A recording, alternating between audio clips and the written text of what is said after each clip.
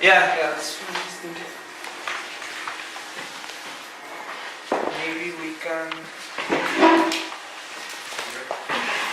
Something like that, no? Yeah. I'll leave it open, no? Or closed. Yes, can you help me be a little aware? Yeah. It's good. Good.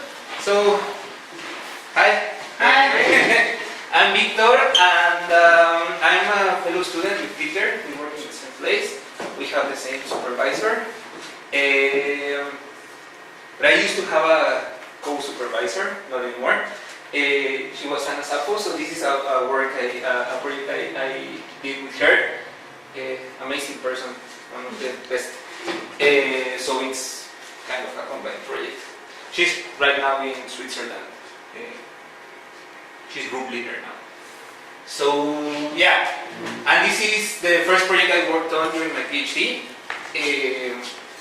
Basically, it's how people has been traveling through the Pacific, mainly pre-European colonization time. So this is a brief outline about the topic. First, I'll give you some background on the project and mainly what were the questions that motivated our research. And I'll talk about our research, and I'll talk a little bit about future research, which is right now a little bit stuck, but hopefully with Peter's help. You got it. You got it? Yes. Awesome. Okay, so you'll see. It's actually very amazing. It's actually super cool. What Peter did.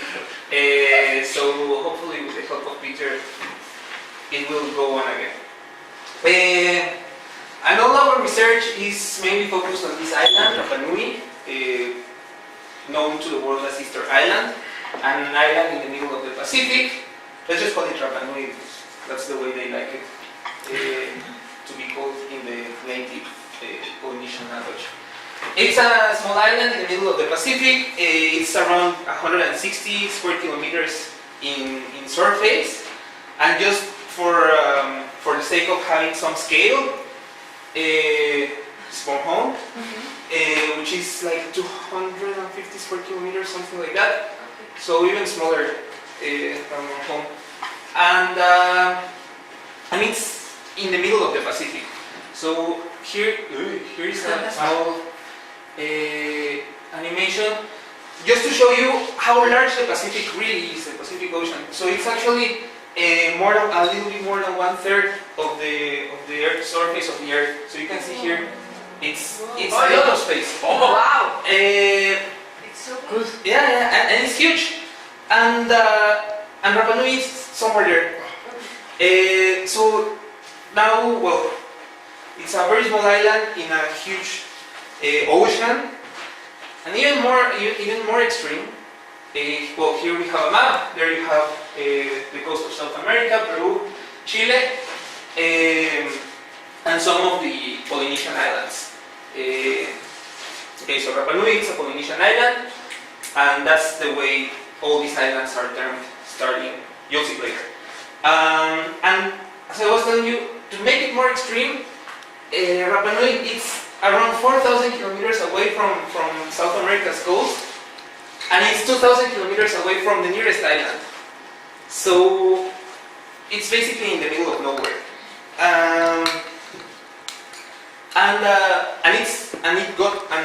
There's people living there. Not many, but there's people living It's there. the most isolated inhabited island in the world. Yeah, exactly. It's one of, so there's a competition and it's not clear to me, so I usually say it's one of the most isolated places in Earth inhabited by humans, because there's this other island in the Atlantic, I think, Tristan da Cunha, which is Santa Elena, also known as the island of Santa Elena, and it's also super isolated. So yeah, it's one of the most isolated places in the world that is inhabited by humans. How many people live there? So right now I think there's like 5,000. Okay. But it's a population that has been growing and But it's not 100. yeah, it's in the order of thousands. Yeah, and we're interested in the story of this island because it's amazing just just because of what we have been talking about. But in order to tell this story, we have to talk about the story of the humankind. And from archaeology and genetics and anthropology, we know that humans, modern humans, as we are, we originated in Africa at some point between 6,000 and 100,000 years ago. And we went out of Africa around 50 or 60. This is debated, but just an approximate. And after that, we peopled the whole continent. Eurasia, between the States, Australia, apparently very early on. And we even got to the Americas, we entered around 15,000 years ago. So it's a story that has been going on for 100,000 years. And so for the matters of this talk, we're going to talk about this region. Interestingly, humans made it to Australia 45,000 years ago, but then it was only until 5,000 years ago that people started expanding from Taiwan, from Borneo, into the Pacific. And they actually made it to this, so here's the coast of Australia. They made it to these islands, Samoa and Tonga. Probably you cannot see the names, but these are Samoa and Tonga. They made it there by 800 before Christ. And they stayed there for a while, for like a couple thousand years, and after a couple thousand years, they expanded again. And they got to different islands, such as New Zealand, the south, Hawaii in the top, and Rapa Nui to the east. And so this is called, actually this triangle formed by these three islands is called Polynesia. So many islands. So it was in a matter of a couple thousand years that people expanded from this region of Samoa and Tonga into all these Polynesian islands, and that's a Polynesian expansion. This has been a matter of debate for a long while, but fortunately, using technologies such as radiocarbon dating, we have been getting a better idea of the chronology of how this has of these events. Okay, so now we have, this is a little bit of a summary. We have a situation with a very small island in the middle of nowhere, hard to get to. That is very hard to get to there. Based on radiocarbon dating, so that's people went there, found the places in which they thought there were the most ancient human remains, not human remains, but evidence that humans had been there, like charcoal or human-made stuff. They dated that using radiocarbon, and they found, well, the current consensus is that the island was colonized around 1200 AD. And, well, people was living there, happily or not. There's also debate about that, because the island is actually a volcanic island where it is very hard to grow stuff. So many people have advocated for a scenario in which the population of the island was actually in a collapse, because they were not able to grow stuff. The population was growing, so there were not enough natural resources. That's one thing that people have been saying. But on the other hand, there's people saying that was not the situation, that they were an actually flourishing, happily flourishing civilization. And they were happy, not until the 1722, when the Dutch commander, I don't remember his name, Jacob Roggeveen, he made it to the island in 1722, the Easter day, and that's when the island got rediscovered by the Western civilization. It stayed untouched for like 50 years, but then afterwards people started coming, and decline and horrible things happened, which we are not going to talk about that today. but it was, I mean, a very sad story, the usual story about colonization. People got there, started kidnapping natives and forcing them to labor somewhere else. But also something very interesting, and which is pretty much the thing that amazes everyone about the island, it's the great archaeological record that we can find in the island. The island is full of these huge heads, stone figures called moai, and the island, there's around 900 documented moais in the island.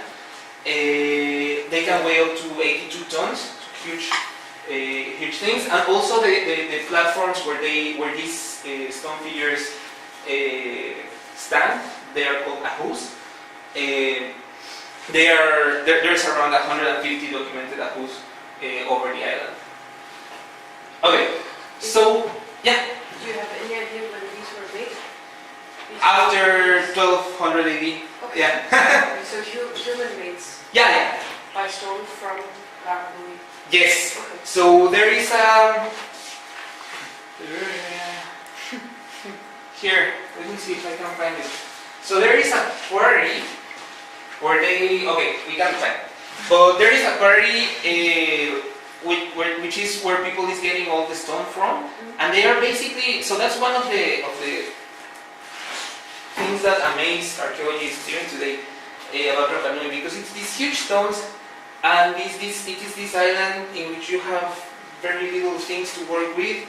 You don't have proper wood because it's only palm trees and island vegetation, so you don't have proper wood that won't break. And the way they did it is that's the way we think they did it.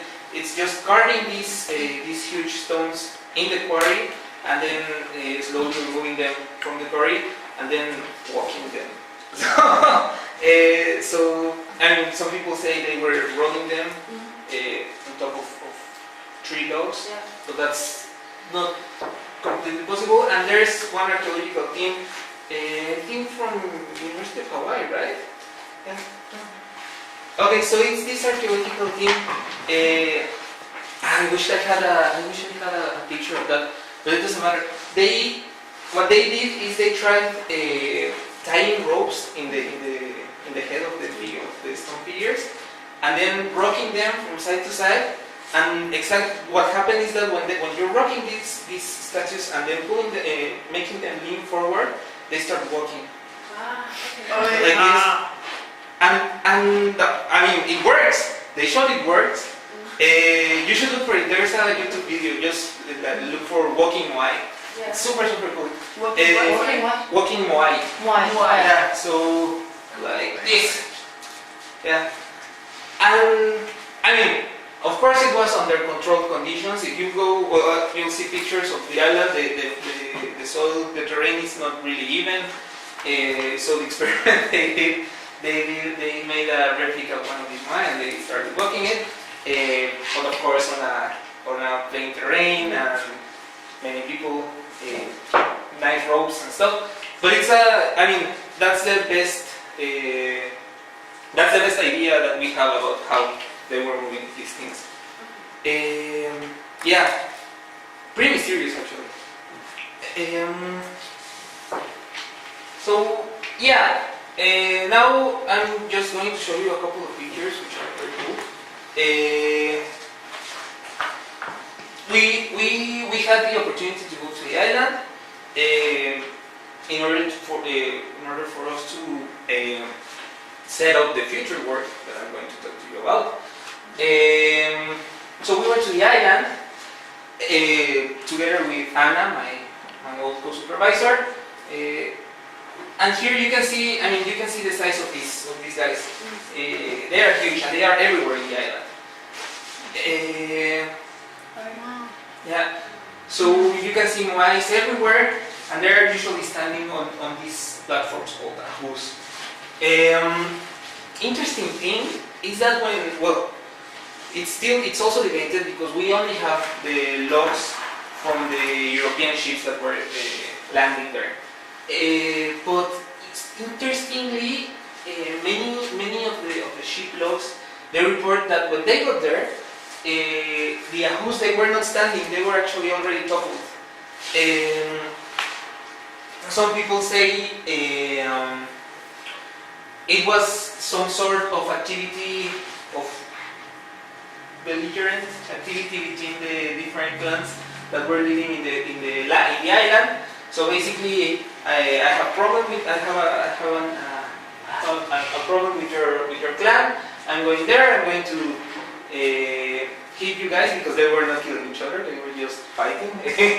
And then once they made it to the Moais, they were toppling them and just leaving. Yeah, it's actually very interesting because they have archaeologists have found many skeletons with a lot of signals of fractures, and they were just fist fighting or club fighting against each other, but not killing each other. Something I forgot to say. These Moai, they represent in the Rapa Nui tradition, they represent the ancestors of the clan that is living there. So it's actually a sacred thing. When you go there, so they are still very proud of their culture. So when you go there, you are not allowed to walk into the Yahoo. So they represent the ancestors. And the interesting thing is that the Yahoos, the Moais, they are always facing the island. They are never facing the sea. And in their tradition, they believe that it's the ancestors looking at and taking care of them. So they used to go there and do their ritual activities. So it's actually a sacred thing for them.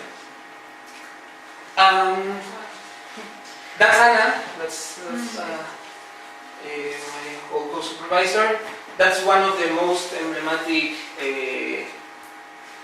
Ahus in the island. It's called Hongariki. And it looks very cool, but it's actually very sad because the director of the museum who we met there, he was telling us that there was a Japanese company. So actually, when they found this, when Western culture found this, they were already toppled down. So there was a Japanese company that decided to sponsor the rebuilding of the Yahoo. So they brought cranes and they started lifting them over again, and now they are fixed with some cement and metal tubes and stuff. So it's a bit disappointing, but it looks really cool. Yeah. Okay. So this is a picture of the quarry where they were carving the Moai. So it's actually a mountain. The island is made of 3 volcanoes, not active anymore. So everything is volcanic stone, and so that's how they do it. That's how they do these things. So they carve them, some rock here, and then they started walking them. And some of them they never made it to their Ahu. They just stayed there because they had to be like very precisely carved in order for them to be balanced enough to transport them. So throughout the island, you can find some Moais just lying down because they didn't make it, and they didn't make it to their Ahu, and it was not worth lifting them again. Yeah, they basically decided to make another one. Yeah. So it's these things that have been puzzling archaeologists and anyone for a long time.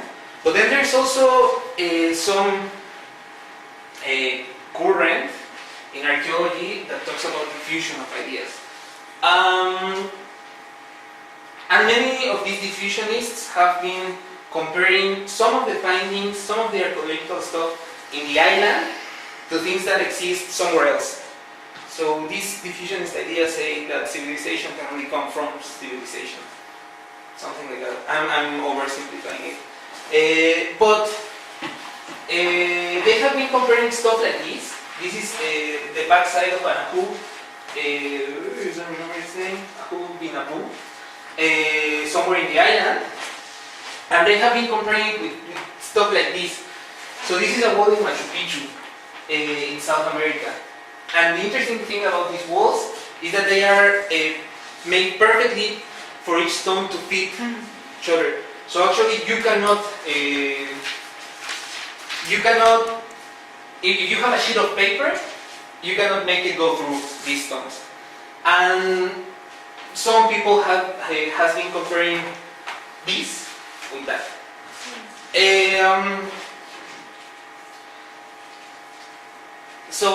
Well, this is a video of Machu Picchu where you can see there's this huge city, part of the Incan Empire, huge empire. But then you see that Ahu bin Abu is actually, it's equivalent to two persons on top of each other. This guy is the director of the museum, who was super kind enough to just give us a tour of the island for 2 days. Wow. So that we learned a lot from him. So there's all these things that have been fascinating people for a long while, and now we go back to the story of human expansion. We know that they made it to Easter Island around 1200 AD, but then why stop there, no? If they had already been traveling the whole Pacific, why stop there? Why didn't they make it to the Americas, or did they? That's one of the interesting questions, and based on all these things that people have been saying, because it's not only this that archaeologists have been comparing between South American cultures and the Rapa Nui culture, but there's also the Moais have been compared to between the two cultures. So there's this idea that has been floating around about some contact between the Polynesian Rapa Nui and South Americans of that time. And also because of the timeline, because it fits. If you think that they made it to Rapa Nui around 1200 AD, that's more or less the time in which all these huge American empires were flourishing. So people have been looking into this for a while, and there has been some evidence. Depends on who you ask, they will tell you it's conclusive or not. For example, there's this guy. This is a Polynesian chicken. I was telling Peter that I didn't even know there was a Polynesian chicken, and when I was looking for pictures, I always go to cooking websites, how to make Polynesian chicken. So, no, but it's very cool because it has blue legs and yeah. So, and it's a species of chicken that is only present in Southeast Asia and Polynesia. And remains of this chicken bones have been found in South American sites, and they have been dated to a time before Europeans got to South America. And the only way in which it could have got there, it was through a sea route. Again, it depends on who you ask if it's conclusive or not, but it's there, right? Where in South America was it found? In Chile. I don't remember the exact name of the site, but I can look for you. Yeah. So there's this.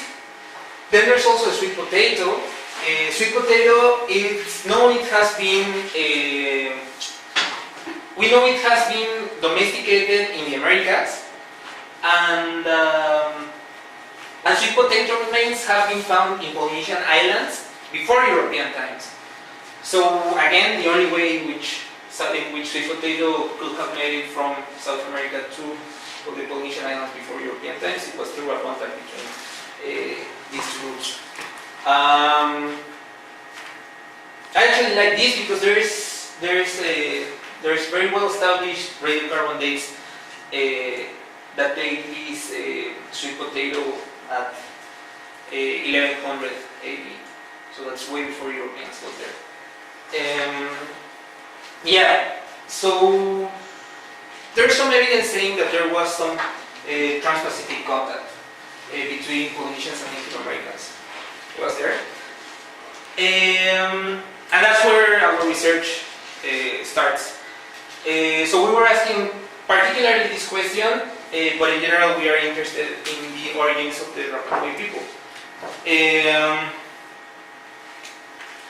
So that's where it start, and luckily Peter was telling me that he has given you a background on this, so I'll try to go faster.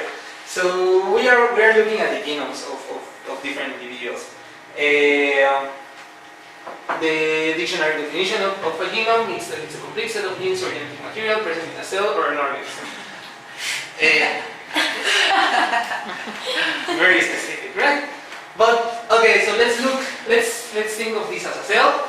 Then we can think, first of all, we can think of a genome as the blueprint to make us who we are.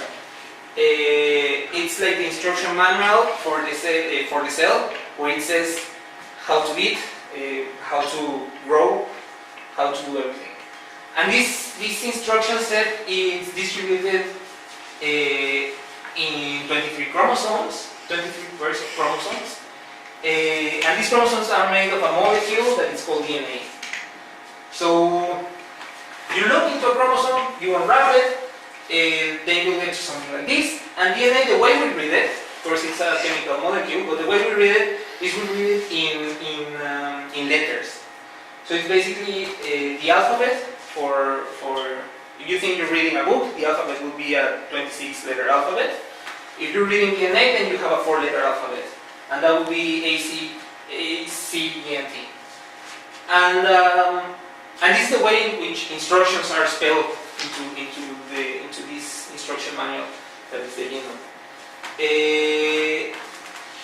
Yeah, this is the way to read it. And actually, if you think about it, it's a little bit mind-blowing, because you have a book of 3 billion letters. So that would be, if you said, okay, I want to write the genome in a computer file, then you would end up with a file that is 3 gigabytes. So the instructions to make a cell or a human being, it's in you can have them in a 3 gigabyte text document in your computer. So yeah, we looked at this where we got samples from 27 native Rapa Nui. These samples were collected in the 70s. They were blood samples, so they were not really ancient DNA, but it was DNA that has been lying there for a while. And we assessed 600,000 of these sites. So from the 3 billion letters, we looked at 600,000 letters. What do we do with these letters? Well, probably Peter already talked to you about this. But so we make use of 2 things that occur naturally. First thing would be mutation. So let's think of a genome of one individual that has its genome, and it's a 5-letter genome. This is just a toy example for you to see it. And then when an individual has offspring, the genome will be inherited to his or her offspring. In this case, let's assume this individual has two children, and each of them got a copy of his or her genome. This copy has to be precise, because it's basically the instructions of how to make a human being, right? So there is a copying process. These individuals will have their offspring, but as I was telling you, there's a copying process involved, and this copying process, although it's very efficient, it's not perfect.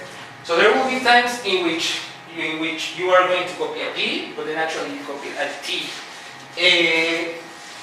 And that individual, for some reason, wasn't able to survive, even though he had a flawed copy of the genome, and then he or she will inherit inherit that copy to its offspring.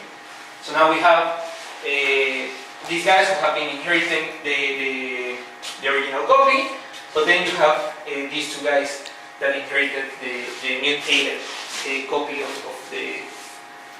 that site, of that letter. And that keeps going on and on through time. And now we have a situation in which we have many individuals with the T and some other individuals without the T. And these are the patterns that we look at. So, of course, we can. So with modern DNA, when sampling modern individuals, we cannot look at these individuals, right? We can only imagine that this is the actual population of the world. We can only look at this, and through this, it is that we have to infer these kind of patterns. When did this mutation occur, and stuff like that. But now we have a pattern, right? And this is the patterns that we look at. We could say that this could be one population characterized by having this change that is different to the rest of the world population. So imagine, I don't know, you can imagine these guys as being French and Chinese. So all the Chinese will be similar to each other at this side, basically because they descend from a common ancestor that lived before the common ancestor of the whole sample, which is this one. So the Chinese will share a most recent common ancestor, more recent than the most recent common ancestor of the whole sample. And this is what we are looking at. And then imagine that we have a mystery sample. So we go and sequence one individual, I don't know, in Mongolia. We look at its DNA and we see that it has a T. So the question is it more closely related to this population, or is it more closely related to this other population? The answer here would be that it's more closely related to the population with a T. And that's what we look at, basically. We are just reading genomes and see which genomes are more closely related to each other through this process of looking for patterns.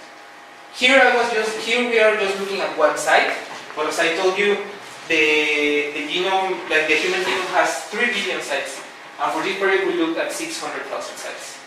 So now we have this setting in which we are looking at the population history many times, 600,000 independent times, which gives us a lot of power to say things. So we looked at this, of course, using reference data from Native Americans, Europeans, and Polynesians, and then we were able to say, okay, the modern Rapa Nui, they have 66% Polynesian ancestry, 15% European, and 9% Native American. So 76% Polynesian, that makes sense. Rapa Nui are Polynesian. 15% European mixture, it also makes sense. Europeans got there 300 years ago, and they have been coming and going for a long while. But then there's 9% Native American. How did it go there? Was it through these European trips to and from the island? There were European ships going from South America at that time, going to the island to and from. Was it coming through I don't know, individuals in the crews of the ships, or did it go there before? So when did that contact with Native Americans occur? Yeah, so that was then the next question. And then here's the second thing that we look at in order to get our inferences done. So first, let me give you a quick background on a mixture. Imagine that you have 2 populations. So these are many individuals. You could think maybe of these guys as the guys living in Rapa Nui in the 1200 AD, and you could think as this population as the guys living in Chile at the same time. Imagine that you can paint them in any color. So you can say these guys are going to be purple and those guys are going to be red. And if individuals from the two populations they mate and they have offspring, then you will have offsprings that look like this, like a mixture of both colors. And that's basically a mixture. More specifically, we have to go back into how, yeah? I was just wondering why weren't they 50-50, the offsprings? Yeah? Why it looked like they weren't, but why? Ah, I see. I'm going into that. Okay. Yeah. So now we have to go back into how babies are made. Yeah. So as I was telling you, we have our genome, but inside every cell inside every cell of our body, we not only have one copy of the genome, but we have two copies. So we have here a male and a female, and in order to make a baby, you have to make guys will make a sperm and girls will make an egg. The interesting thing about these gametes, these kind of cells, is that the sperm will only have one of the copies from the dad, and the egg will only have one of the copies from the mom. Then you mix them, and you will end up with an individual that has one copy from his dad, from her dad in this case, and one copy from her mom. Which copy is the one that they inherit? That's completely random. So you could actually inherit this one or this one with a 50-50% chance. And that happens. That also happens in the other side. But then this way, the way in which you get one copy in the sperm or in the egg, the way in which you only get one copy is by combining these two copies. So you don't inherit one copy of one of these copies as it is. So you have to make a mixture of both. Something like this. So this girl will produce an egg, and you will have a copy of. You will have a mixture of these two things, of these two chromosomes.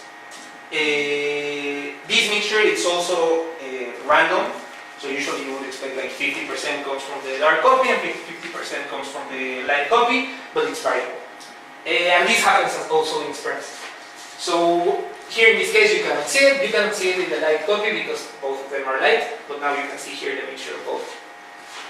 Then in the next generation, you will end up with one individual that looks like this. So you have this chromosome was inherited from here, and this part was actually inherited from this chromosome that came from this mom, and then this part was inherited from here, which was this part that came from the dad.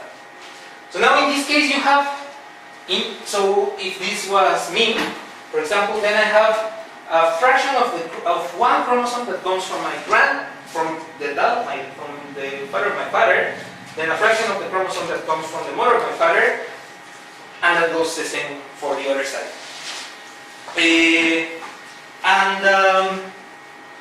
Okay, and this process in which you mix the two copies of the chromosome, that process is called recombination.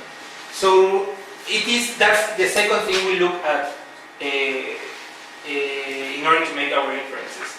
You have mutation, which is the random changing of bases, and then you have recombination, which is the mixing of different chromosomes. And now let's look at an admixture event at the genomic level. So that's something that you were asking. Imagine that you have a Polynesian individual and a Native American individual, and they mix. So then you will have an offspring who has one chromosome that comes from the purple population, Polynesian in this case, and one chromosome that comes from the Native American population, red population in this case. In order to make offspring, this individual has to mix the two chromosomes at a non-perfect rate, right? So you will have an approximate of 50-50, but then you will have something that is, I don't know, 55-45, or something like that. So that's actually random, and that's the reason why they were not 50-50. Yeah. So you have an individual that looks like that, and then imagine that it mixes with full-blooded Polynesian. So then you will have one copy. This copy of the genome from this individual came from this individual, and you see that it was mixed at this rate, just by random chance. But then this copy came from this guy. So you have this individual that now has a fraction of the Native American migrant. Okay, so also I want to say that this guy is a migrant into the Polynesian population, right? So now this guy has one chromosome that is a mixture of the migrant chromosomes and the native chromosomes, and the other native chromosome. And this can keep going on and on through time, as we were saying, right? So in this case, this guy, this individual would have to mix its two chromosomes to create a new chromosome, which is inherited here. So now you can see that this part was inherited here, then there was a mixing from here to here, and then there was a return from here to here until here, where there was another recombination. So all these mixtures, so for example this part that came from here, that's recombination, that's chromosomal recombination. So this guy created this chromosome, and then another chromosome came from a native Polynesian guy. And this keeps going on. So you have more recombination, and so at some point, no, there could be a case in which a mixed individual will mate with another mixed individual, and you will end up with things that look like this. This is of course assuming that we can paint the genome from two colors, or from a combination of colors. How we paint the genome in these colors is because we know which part of the genome looks more like Polynesian, or which part of the genome looks more like Native American, based on the mutation patterns that we were talking about. So basically, that's what we are doing. We're going through this 3 GB file, and then saying, okay, this base, this letter, is it more likely that it came from the Native American population, or is it more likely that it came from the Polynesian population? Yeah. The colors, is that actually the letter combinations translated to colors? Exactly.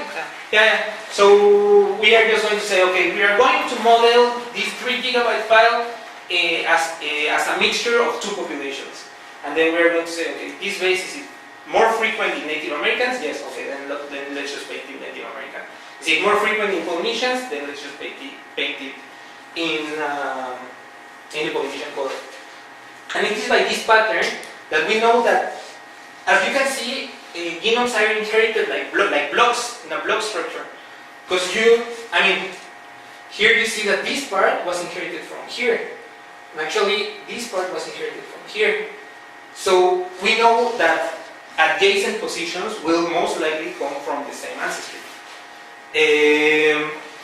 So in the end, we end up with something that we like to call a mosaic structure of the genome. Yeah.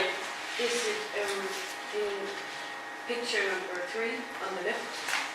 The red with the percentage, does that keep going on, or does it get smaller or bigger? Yeah. Exactly. So that's actually a very good question, and that's one of the things that that's another method that we use to look at this.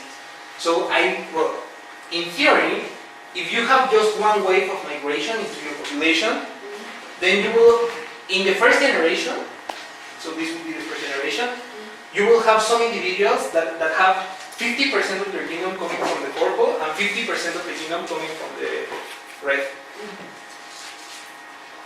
Some individuals will look like that, and some individuals will look like this, because they make the mixture event. In one generation, how many offspring can you generate that have the two? But the idea is that you will have some individuals that have 50% and some individuals that have 0% of red. In the next generation, you will have some individuals that have 25%, some individuals that have 50%, and some individuals that have 75%. And that keeps going on and on until this comes into some sort of equilibrium. And that equilibrium would be that all individuals would have, I don't know, 30% of their genome. And that's just because you had an admixture event which was just one wave of migration into the population. So imagine that there were, it's actually a super interesting relationship, because if you have 70 individuals in the, 100 individuals in the purple population, and then 30 red individuals come and mix, then after some generations, that could vary a lot, but after some generations you will have that all individuals that descended from that mixture event will have 70% from the purple and 30% from the red. Those would be, and that comes actually from the admixture proportions of the admixture event. And it will stay like that. The only thing is that, yes, all individuals will be 70% and 30%, but as time goes on, as you can see, if you look at the red blocks, then here you have in the population very long blocks, very long red blocks. Then you have here shorter red blocks, shorter red blocks, shorter red blocks, shorter red blocks. So, and that's just because recombination is mixing the chromosome. So, through time, the red blocks will start getting shorter and shorter. And yeah, so the red blocks will start getting shorter and shorter with time. And if we look at the length of the red blocks, then we have an idea of when the admixture event occurred. Because if you have shorter blocks, that would mean that the admixture event occurred many generations ago, so it would be like this case. But if you have very long red blocks, then you know that the admixture event occurred just a couple of generations ago. And that's the rationale that we have been using. So we end up with something like this.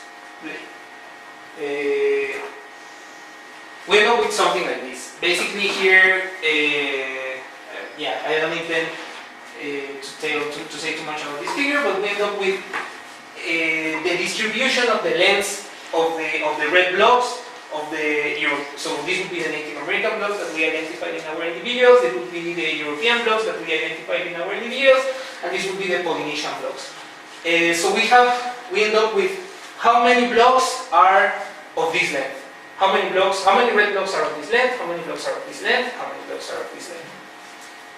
And this is what we look at. So basically it's just counting how many blocks are from a given length.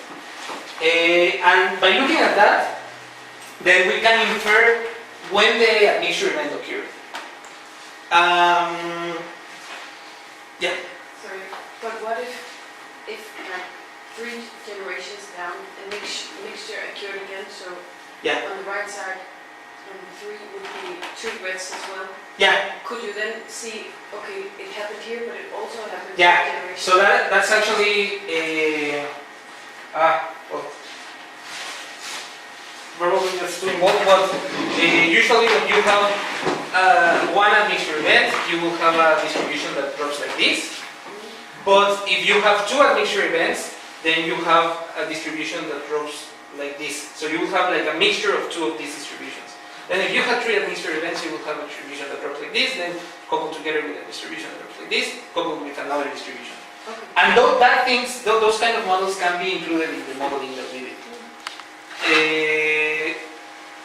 Yeah, so basically we tested many different models of how this could have happened. Yeah, so in the end we came up with this explanation, which is the most likely model for the data that we saw, that we obtained. So remember, so this is just a schematic of the results that we got. Remember how the world was populated. You have a split between Europeans and the rest of Asian-related populations. So this would be the split. Then you have a population between the guys that made it to the Americas and the guys that made it to Asia. So that would be the split. and then you have a split between the guys that stayed in Polynesia and the guys that went to Rapa Nui. So this would be the split. And we came up with the explanation of the admixture event. We know that there was an admixture event with between Native Americans and Rapa Nui because we saw that Rapa Nui has 9% Native American ancestry, and we know that there's also an admixture event between Europeans and Rapa Nui because we came up with this 15% estimate. When did that happen? We came up with these estimates, which are 21 generations for the Native American, 21 generations ago for the Native American component, and 4 generations ago for the European component. Translated into years, well, that's also slightly debated, but we know that human generations are between 20 and 30 years. So if we use 25 or 30, I don't remember, we have that 21 generations ago, it translates to around the 1300s. The 1300s was actually a time before Europeans got to Rapa Nui. So Rapa Nui was actually rediscovered in 1722, and actually the whole Polynesian islands, they were navigated by this guy Cook in the 1500s. So it's way before Cook, even before Cook. So now we have a situation in which we have Native American Rapa Nui contact pre-European times. And that was pretty shocking, actually, because as we were saying, it depends on who you ask. The evidence was not completely clear, but now we have good evidence that this admixture event occurred. How did it occur? Well, sorry. Here's the base. So we have that the European contact occurred between 1850 and 1895, which is in good agreement with historical records, and then the other contact was pre-European times between the 1280 and 1495. So how did it happen? Was it South Americans going to the Polynesian islands? Actually in 1947, this Norwegian dude, Lord Heyerdahl, he was able to make it from South America into Polynesia, not to Easter Island, but to another island, with technology similar to the technology that South Americans had in that time, in the 1500s or in the 1400s. He was able to make it, and there is even a movie, 2 movies about that. That could be one option, and that's what he always claims that was what happened. But then there's we have these things like this guy that was just drifting in a boat and then made it from El Salvador to a Polynesian island, and he was rescued there. And it's actually backed by scientists. So, or we have the other way in which we have the other option, that is Polynesians made it to South America and back. It sounds hard to make it there. Then it sounds even harder to make it to South America and then back home. But actually, Polynesians, if you think about Polynesians exploring the whole set of Polynesian islands in a couple of thousand years, then you start thinking about this possibility not being completely impossible. They had these great canoes that were able, they had open sea canoes in which they were able to fare through the whole Pacific. They had these,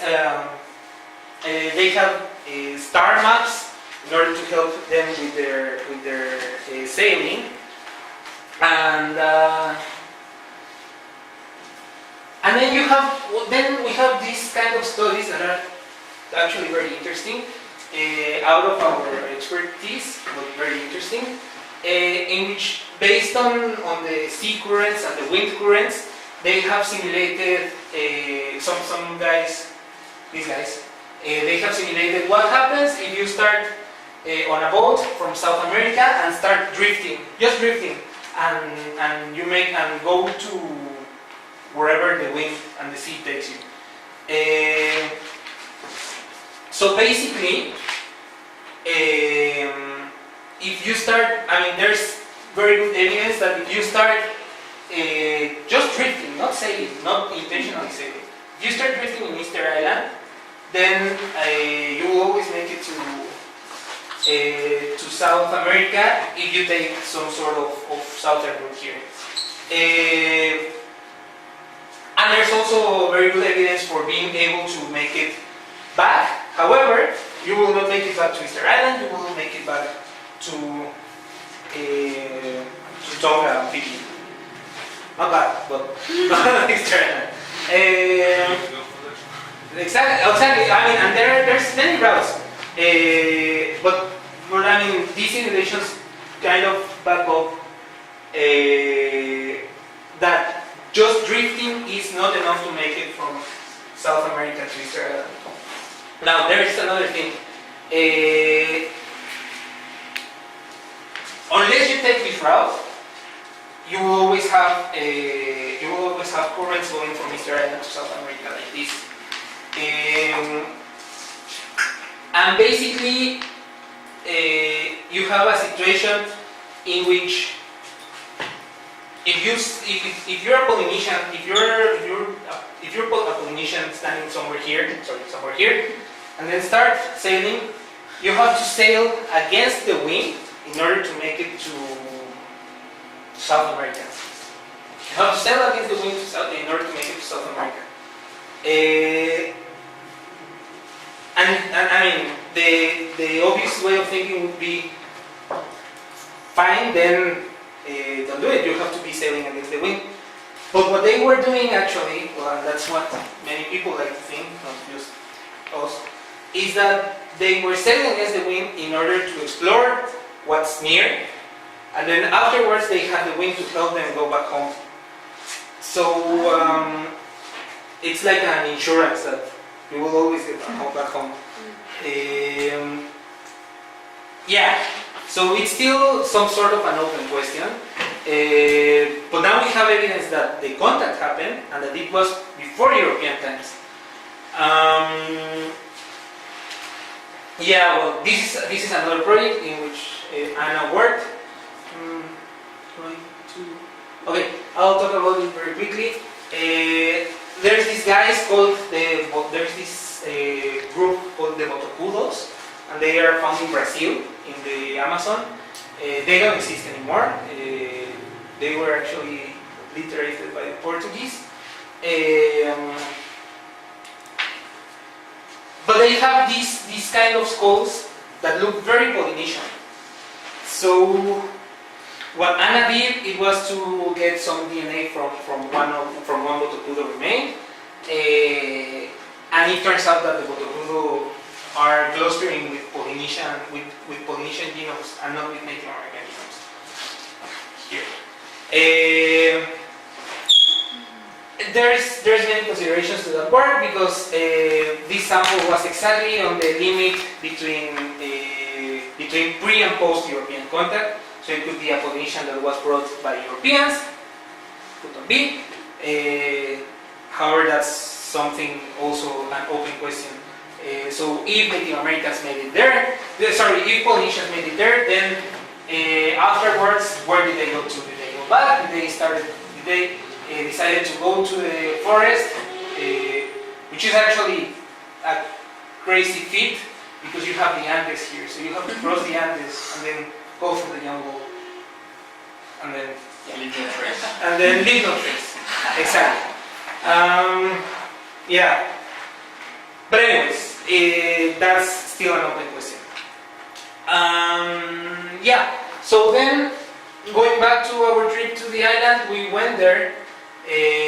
Because here, I mean, one of the main criticisms from the reviewers when we sent our paper is that, of course we believe it because we do genetics, but then if you show this to an archaeologist, they would say, well, genetics is just modeling, you don't have the actual evidence. what would be the actual evidence? The actual evidence would be to go back to the island and find some remains that can be dated pre-European times, look at their DNA, and then say, okay, they have 50% Native American and 50% Polynesian.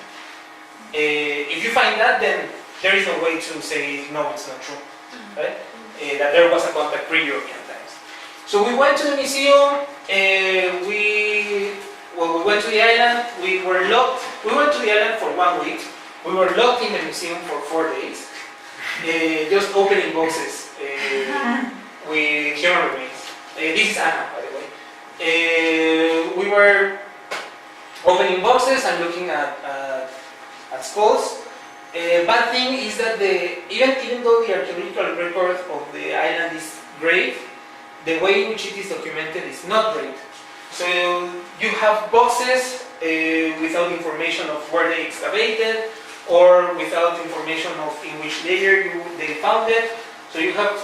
So they have very little idea. I mean, this could be a person that died 50 years ago. So we selected some samples that look old, just like that.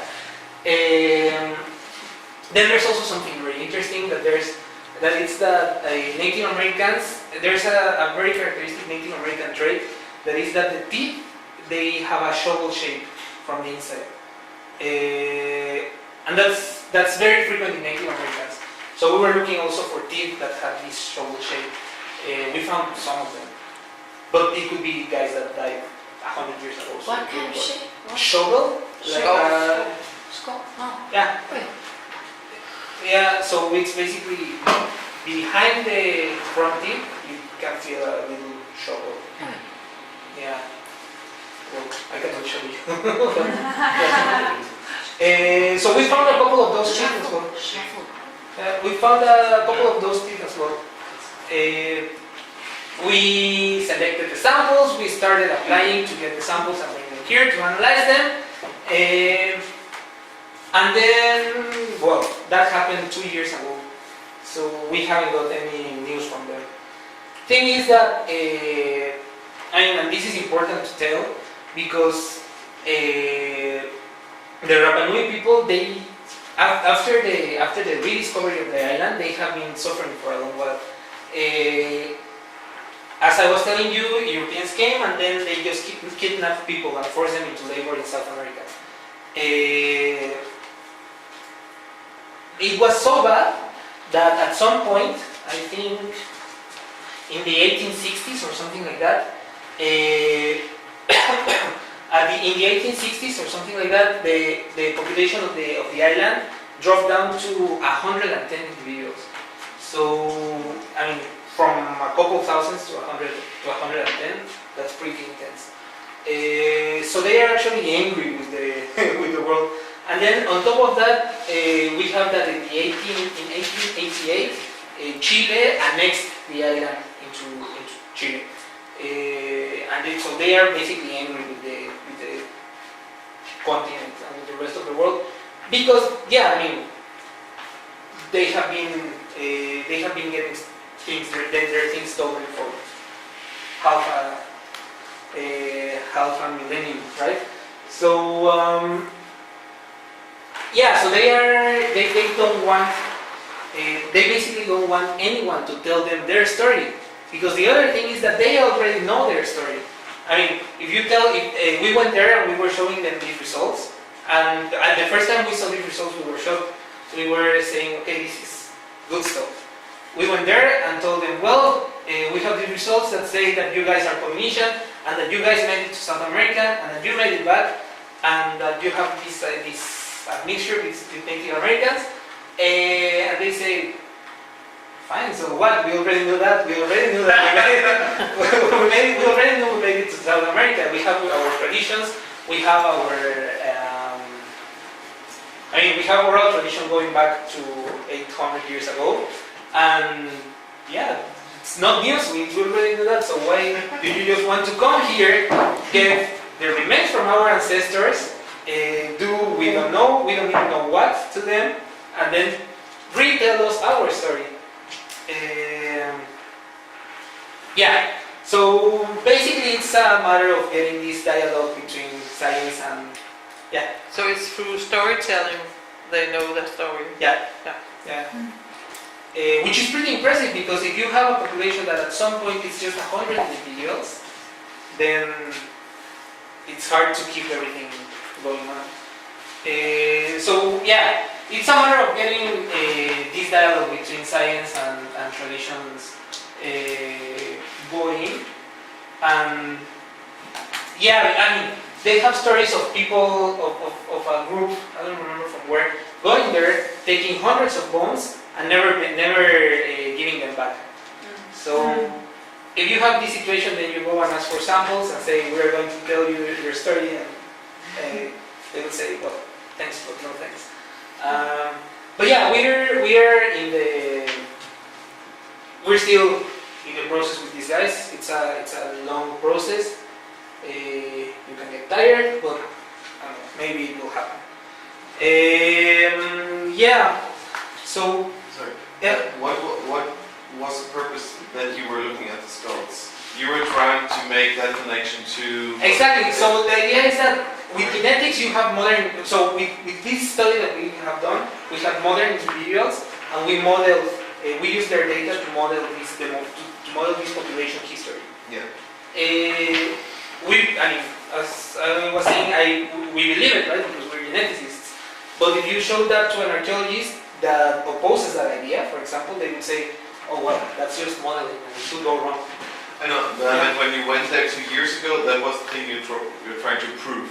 Yeah, we were trying to get samples. Take a hat and be like, hey, let's look where it came from. Yeah, exactly. So we went there. We were trying to get samples, like bone, to get DNA from there. Yeah. And then from there showing that they have some trace of this contact. Yeah. Yeah, that's where we're standing right now. And thank you.